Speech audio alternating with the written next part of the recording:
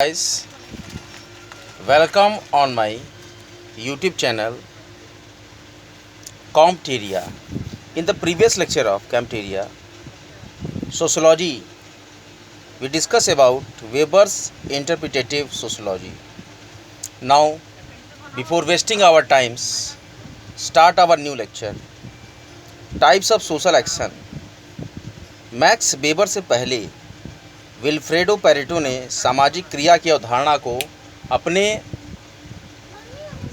सिद्धांतीकरण में प्रयोग में लिया था। इन्होंने इस समस्या को उठाया था कि समाजशास्त्र की परिभाषा किस प्रकार दी जाए। इस संदर्भ में उन्होंने कहा कि समाजशास्त्र वो समाज विज्ञान है जो अतार्किक क्रियाओं का अध्ययन करता है। उनके अनुसार तार्किक क्रियाएं वे हैं जिन्हें विवेकपूर्ण ढंग से समझा जा सकता है। तार्किक क्रिया की परिभाषा में तर्कशास्त्र और गणित के नाम छोड़ देते हैं। अतार्किक क्रियाएं ऐसी होती हैं जिनमें व्यक्ति संवेग और भावनाओं द्वारा काम करता है। इस तरह पेरेटो के अनुसार क्रिया के दो भाग हैं, तार्किक और गैर तार्किक। मैक्स वेबर ने क्रिया की अवधारणा की विस्तृत संदर्भ में रखा। कहते हैं कि कोई भी क्रिया शून्य नहीं होती। यदि सामाजिक पर्यावरण के संदर्भ हैं तो ये अनिवार्य रूप से अन्य कर्ताओं और सामाजिक पर्यावरण के संदर्भ में होती हैं। वेबर ने सामाजिक क्रिया के जिन प्रकारों को दिया है वे अनिवार्य रूप से उनके आदर्श प्रारूप के महत्वपूर्ण भाग हैं। औपचारिक तार्किक या जो एक रेशनल एक्शन, यह औपचारिक तार्किक क्रिया है जो लक्ष्य की ओर उन्मुखित होती है। पेरेटो की तार्किक क्रिया की तरह ही मैक्स वेबर की ये तार्किक क्रिया है। इसमें कर्ता अपनी क्रिया का संबंध तार्किक रूप से लक्ष्य के साथ जोड़ता है। एक इंजीनियर का नदी पर पुल बनाना। रेमंड एरोन ने तार्किक क्रिया के विश्लेषण के लिए एक दृष्टांत दिया है। स्टॉक एक्सचेंज में जब एक सटोरिया घूमता है तो अपना रुपया दांव पर लगाने से पहले बड़े विस्तार से पूरी तरह तर्क द्वारा हिसाब किताब करता है। ऐसा नहीं होता कि सटोरिया भावावेश में आकर धन का नियोजन करता हो। उसकी पूर्ण क्रिया विवेकपूर्ण और तार्किक होती है। इसलिए जब वेबर तार्किक क्रिया के प्रकार को रखते हैं तो निश्चित रूप से ये क्रिया वह होती है जिसका अभिस्थापन या रुझान लक्ष्य को प्राप्त करने का होता है। इसी कारण वे इस क्रिया को लक्ष्य उन्मुख क्रिया कहते हैं। मूल्य तार्किक या व्हाट रेशनल एक्शन, ये मूल्य तार्किक क्रिया है, मूल्यों के प्रति उन्मुखित होती है। क्रिया का दूसरा प्रकार तर्कपूर्ण होने के साथ मूल्यों के प्रति भी अभिस्थापित होती है। ऐसी मूल्यों की ओर रुझान वाली तार्किक क्रिया विश्वास पर आधारित होती है। कुछ ऐसी क्रियाएं होती हैं कर्ता की दृढ़ धारणाओं पर निर्भर करती हैं। इन क्रियाओं के करने में कर्ता कभी भी यह नहीं सोचता इनके करने के परिणाम स्वरूप कर्ता का भविष्य क्या होगा। जब वह अपने वृद्ध माता पिता की सेवा शुश्रूषा करता है तो उसकी यह दृढ़ धारणा है कि माता पिता के प्रति उसके जो मूल्य थे उनकी पूर्ति हुई है। ऐसी क्रिया का रुझान हर प्रकार के मूल्यों के प्रति होता है और मूल्यों की उपेक्षा के लिए किसी प्रकार का समझौता नहीं करता।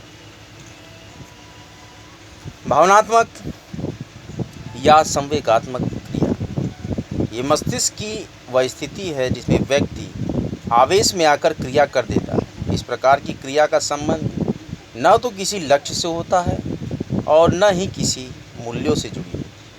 किसी विशेष परिस्थिति में कर्ता किसी संवेगात्मक स्थिति में आ जाता है और क्रिया को कर देता है। संभव की एक स्थिति है, दो व्यक्ति सामान्य और सहज रूप से बातचीत कर रहे हैं। कुछ ऐसा प्रसंग चल जाता है कि दूसरा व्यक्ति पहले व्यक्ति के माता पिता के प्रति अश्लील शब्दों का प्रयोग करता है। यह प्रयोग उसके संभोगों को उद्वेलित करता है और देखते ही देखते दूसरे व्यक्ति के गाल पर थप्पड़ लगा देता है। विशुद्ध रूप से यह क्रिया संवेगात्मक है। इसी प्रकार अभी ही स्कूल से लौटे हुए बच्चे को किसी बात पर क्रोध करके माँ घर से बाहर कर देती, यह क्रिया भी संवेगात्मक है। कई बार संवेगात्मक स्थिति में कर्ता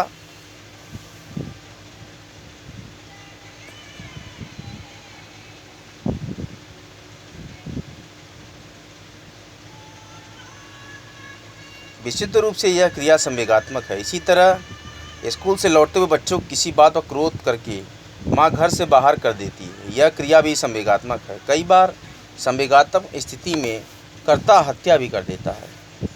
संवेगात्मक क्रिया को समझा नहीं जा सकता, यह भावना प्रधान होती है। वास्तव में ऐसी क्रिया के विश्लेषण को मनोवैज्ञानिक और मनोविश्लेषक ही कर सकते हैं। कुछ आलोचकों ने वेबर की इस प्रक्रिया को अधिक विस्तृत रूप दिया है। कहते हैं इस तरह की क्रिया को तुरंत फुरत भावावेश में हो जाती है, इंद्रियों को तुष्टि देती है। कुछ आलोचकों ने यह भी कहा है कि संवेगात्मक क्रिया का अध्ययन क्षेत्र वस्तुतः मनोविज्ञान ही है, समाजशास्त्र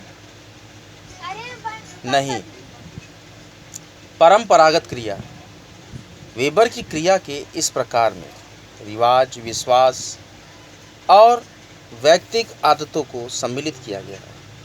प्रत्येक समाज और समूह में जन्म, विवाह, मृत्यु, त्यौहार आदि होते हैं। इसके साथ में जुड़े हुए रिवाजों और विश्वासों की एक बहुत बड़ी तालिका होती है। ऐसी क्रियाएं जो रिवाजों, विश्वासों और आदतों द्वारा संचालित होती है परंपरागत क्रियाएं हैं। इस क्रिया में स्वयं कर्ता को किसी लक्ष्य को निर्धारित नहीं करना पड़ता है।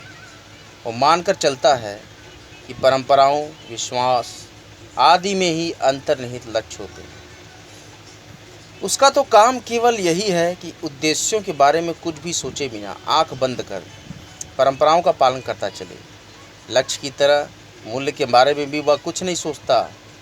जब रिवाजों और परंपराओं का परिचालन पीढ़ी दर पीढ़ी होता है, मानता है कि इसमें कोई न कोई मूल्य अवश्य होंगे। इसके संपादन में कर्ता संवेगात्मक भी नहीं होता है, वह तो सहज क्रिया मानकर इन क्रियाओं को करता रहता है। रूढ़िवादी और प्रगतिशील समाजों में परंपरागत क्रिया होती रहती है। Now the importance of social action. Weber समाजशास्त्र को सामाजिक क्रिया का एक व्यापक विज्ञान मानते हैं। इस दृष्टि से क्रियाओं के प्रकार एक ऐसी अमूर्त अवधारणाओं की व्यवस्था बनाते हैं जिनका क्षेत्र में क्रियान्वयन किया जा सकता है। वास्तविकता यह है कि क्रिया का यह कोटिकरण या वर्गीकरण अमूर्तीकरण का उच्चतम स्तर है। इसे सुविधापूर्वक आनुभाविक अध्ययन में काम में लिया जा सकता है। वेबर के अनुसार सामाजिक क्रिया 3 प्रकार से निर्देशित होती है।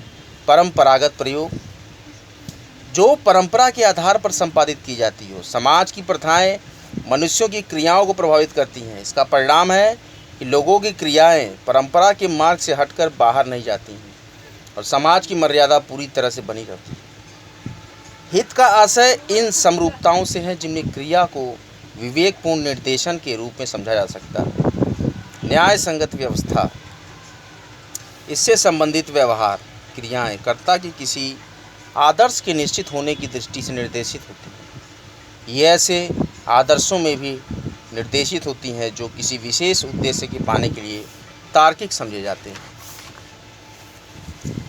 पार्सन्स की क्रिया के सिद्धांत पर वेबर का प्रभाव देखा जा सकता है। विवेक की अवधारणा को वेबर ने 6 प्रकार से प्रयोग में लिया है।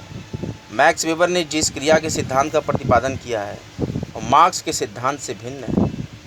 साधन युक्त या साधन प्रसार विवेक को मैक्स वेबर ने अपने विचारों में प्रमुख स्थान दिया है। कर्ता के द्वारा इस लक्ष्य की प्राप्ति से दूसरे लक्ष्य की प्राप्ति हेतु साधन के बारे में कल्पना की जा सकती है। इस प्रकार की भावना मैक्स वेबर के विचारों में थी। विवेक शब्द का प्रयोग वेबर ने व्यवहार और विश्वास दोनों के लिए किया है। अर्थात विवेकपूर्ण व्यवहार वही है जिसमें कर्ता के द्वारा विवेक को स्थान दिया जाता है और उसी के अनुरूप विश्वास के स्तर पर भी विवेक को महत्व दिया गया है। सामाजिक व्यवहार के रूप में अनेक विद्वानों ने उपयुक्त विवेचनाओं से निष्कर्ष निकाला जिसमें संवेगात्मक और सहानुभूति के तत्व विद्यमान रहते हैं। ऐसे व्यवहारों को विवेकपूर्ण व्यवहारों की संज्ञा दी गई। विवेक मैक्स वेबर के लिए एक आनुभाविक आदर्श रहा है। पारस्परिक सामाजिक रचना के टूटने का एक प्रमुख कारण है बढ़ता हुआ विवेकीकरण या तार्किकीकरण।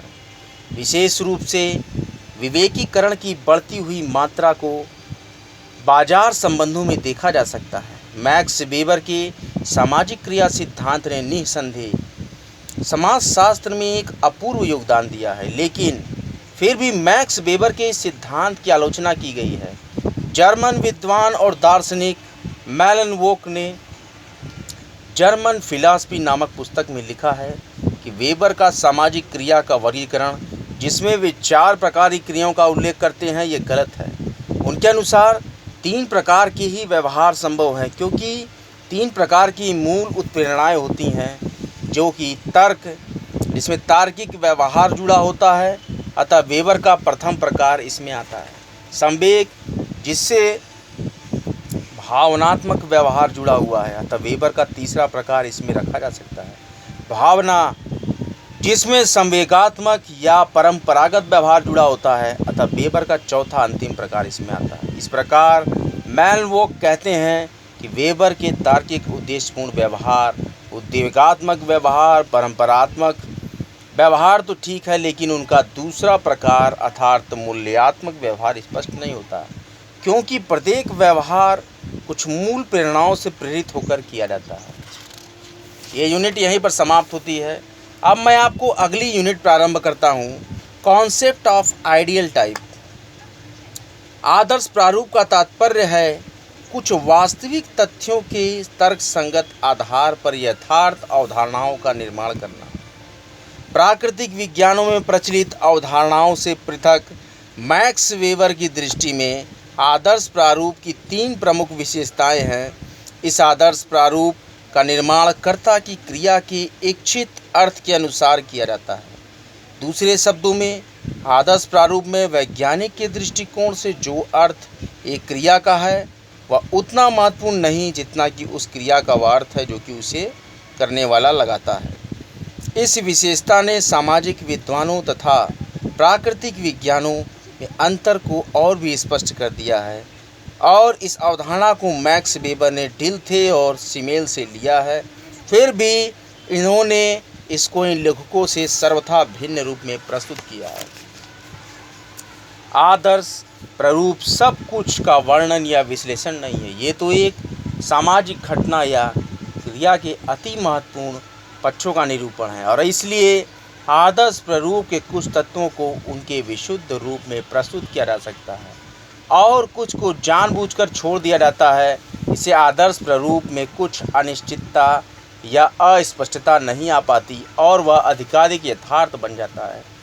मैक्स वेबर ने इस ओर भी हमारा ध्यान आकर्षित किया है कि आदर्श प्रारूपों को केवल मात्र ठोस ऐतिहासिक समस्याओं के विश्लेषण के हेतु साधन या उपकरण के रूप में प्रयोग करना चाहिए।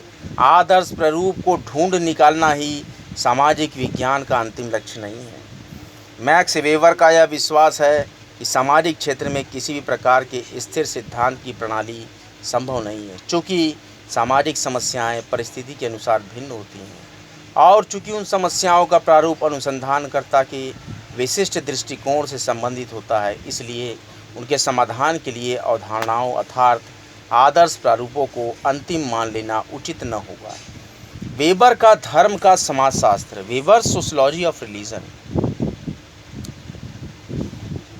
वेबर के धर्म के समाजशास्त्र के प्रमुख आधार धार्मिक तथा आर्थिक घटनाएं एक दूसरे से संबंधित और एक दूसरे पर निर्भर हैं। इनमें से किसी को भी दूसरे का निर्णायक मान लेना उचित नहीं होगा। वास्तव में ये दोनों एक दूसरे को प्रभावित करती रहती हैं। इन 2 कारकों के अतिरिक्त अन्य अनेक दूसरे कारक भी हैं जो मानव समाज के अस्तित्व तथा निरंतरता के लिए उत्तरदायी हैं, परंतु अध्ययन पद्धति के आधार के रूप में इनमें से किसी एक कारक को एक परिवर्तनीय तत्व माना जा सकता है। वेबर धार्मिक कारक को इस प्रकार का एक परिवर्तनीय तत्व मानकर उसका आर्थिक और अन्य सामाजिक घटनाओं पर प्रभाव मालूम करने का प्रयत्न करते हैं। वेबर ने अपने अध्ययन में सभी धर्मों से संबंधित समस्त तत्वों का स्पष्टीकरण न करके केवल आइडियल टाइप्स को निश्चित रूप में पृथक करते हुए उनके कार्य कारण प्रभाव और महत्व की व्याख्या की।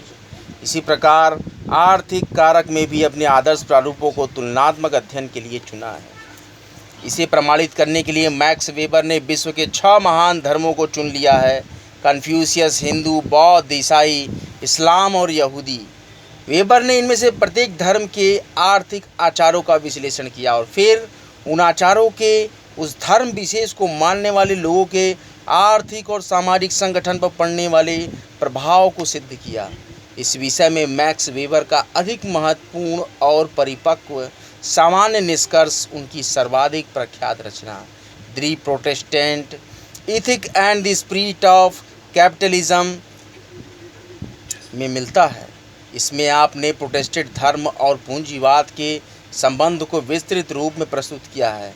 आपके मतानुसार प्रोटेस्टेंट धर्म में कुछ ऐसी विशेषताएं हैं जो कि उन धार्मिक नियमों की व्यवस्था को उत्पन्न करने में सहायक हुई जिसे कि हम पूंजीवाद कहते हैं, और यह प्रोटेस्टेंट सुधार ही था जिसने एक पूंजीवादी अर्थव्यवस्था के विकास में मात्र कारक है। बेंजामिन फ्रैंकलिन ने, जो कि आधुनिक पूंजीवाद के मूल सिद्धांतों के प्रारंभिक प्रतिपादक माने जाते हैं, अपनी आत्मकथा में अपने अनेक उपदेश उन लोगों को दिए हैं जो कि व्यवसाय में सफल होना या धनी होना चाहते हैं। ये उपदेश प्रोटेस्टेंट आचारों द्वारा प्रभावित और बहुत कुछ उनके अनुरूप हैं। इन उपदेशों में कुछ उपदेश हैं जैसे कि समय ही धन है, धन से धन कमाया जाता है, एक पैसा बचाना एक पैसा कमाना है, ईमानदारी सबसे अच्छी नीति है, जल्दी सोना और जल्दी उठना व्यक्ति को स्वस्थ, धनी और बुद्धिमान बनाता है। यदि हम इन उपदेशों के पीछे छिपे मनोभावों पर ध्यान दें तो हम स्पष्टता पाएंगे कि ये सभी निर्देश एक विशेष बात पर विशेष बल देते हैं, और वह यह है कि कार्य करना ही सबसे बड़ा गुण है। और इस कारण हमें कम से कम इतना बुद्धिमान होना चाहिए कि हम कठोर परिश्रम करें और धन को कमाएं और बचाएं ताकि हम स्वस्थ और धनी हो सके। इस प्रकार के मूल सिद्धांतों या मनोभावों के बिना आधुनिक पूंजीवाद कदापि संभव न होता। ये मूल सिद्धांत, जैसा कि निम्नलिखित विवेचना से स्पष्ट होगा, प्रोटेस्टेंट धर्म से लोगों को प्राप्त होता है। पूंजीवाद के विकास में प्रोटेस्टेंट धर्म के आचारों का प्रभाव निम्न है। प्रथमतः काम करना ही सबसे बड़ा गुण है। यह एक प्रोटेस्टेंट आचार है। कैथोलिक आचार में इस प्रकार का कोई विचार नहीं पाया जाता है। कर्म ही पूजा है या परिश्रम से ही ईश्वर की प्राप्ति हो सकती है। यह आचार प्रोटेस्टेंट धर्म के ही हैं और इनकी बहुत बड़ी देन पूंजीवाद के विकास में है। प्रोटेस्टेंट धर्म की दूसरी देन जो कि पूंजीवाद के विकास में सहायक सिद्ध हुई, व्यावसायिक आचार।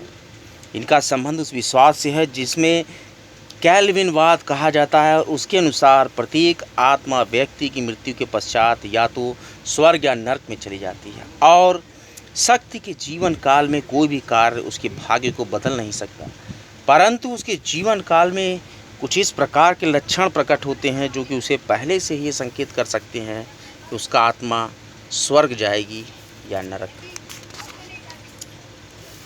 यदि एक व्यक्ति अपने कार्य या व्यवसाय में अधिकाधिक सफलता प्राप्त करना चाहता है तो वह इस बात का संकेत है कि उसकी आत्मा स्वर्ग को जाएगी। इस विश्वास के माध्यम से प्रत्येक व्यक्ति पर एक नैतिक दबाव इस रूप में डाला जाता है कि वह अपने पेशे और व्यवसाय में कठोर परिश्रम करे और उसके प्रति पूर्ण निष्ठा बरते ताकि उसे अधिकाधिक सफलता प्राप्त हो सके।